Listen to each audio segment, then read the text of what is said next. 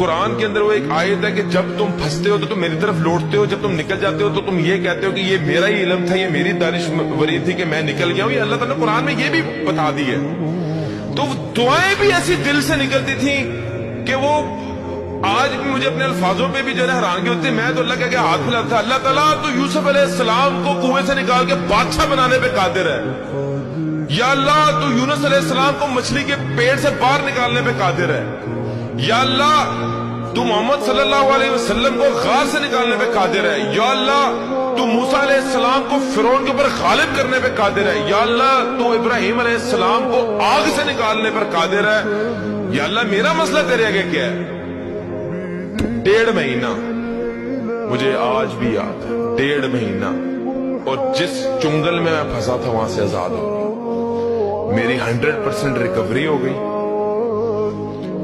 میں بالکل